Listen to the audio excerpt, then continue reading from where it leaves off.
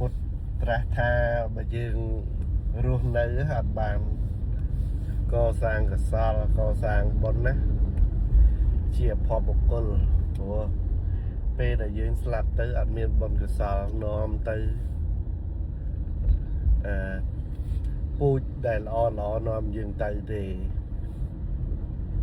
វាខាតណាព្រោះរឿងកើតជាមនុស្សជារឿងកម្រហើយជាពិសេសនៅក្មេងអញ្ចឹងសាងកសលបើថាមិនបានសាងកសលពីក្មេងទេវ័យឈឹមវ័យឬក៏វ័យចាស់អីចឹងទៅយ៉ាងហោចណាស់ក៏ចុងក្រោយវ័យចាស់ហ្នឹងបើសិនជាអត់ទៀតអស់ពេលអស់វ័យហើយចាស់ទៅក៏រៀងលំបាកដែរព្រោះរូបបៀតបៀននាមបៀតបៀនរូបបានន័យថាពេលដែលចាស់ទៅព្រោះមនុស្សយើងកើតតាំងនៅជរាមរណៈកលាបៈយើងណាកើតតាំងនៅជរាមរណៈនឹងបែកធ្លាយរូបយើងខាងក្រៅគេហៅនាមរូបធម៌ហ្នឹងតែកើតមកហើយវាតាំងនៅវាជរាមិនបែកធ្លាយវាជរាសិនហើយពេលជរាហ្នឹងជំងឺចូលលុកបាយលុកចូលច្រើនហើយយើងនៅកម្លាំងអត់តន់ដឹងថា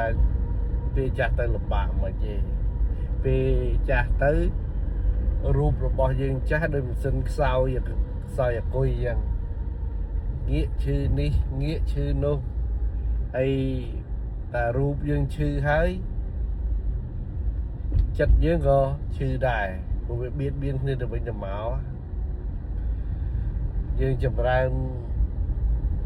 សតិក៏បាក់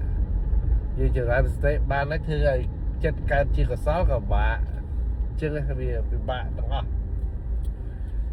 ព្រោះពេលដែលរូបពាទក៏វាញ៉ាំងឲ្យចិត្តពាទដែរបើចិត្តពាទក៏ញ៉ាំងឲ្យរូបពាទដែរឧទាហរណ៍ចិត្តពាទឧទាហរណ៍យើងសំតែអកុសលច្រើន